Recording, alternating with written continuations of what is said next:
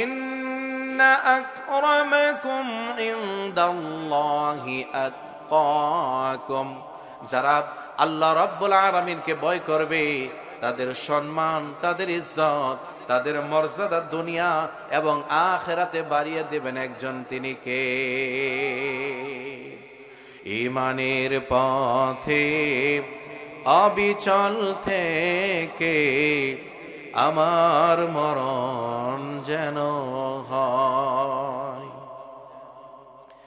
ঈমানের পথে অবিচল থেকে আমার মরণ যেন হয়।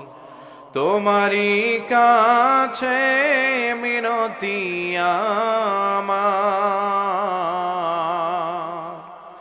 তোমারই কাছে মিনতি আমার, মহামহিম দয়াময়।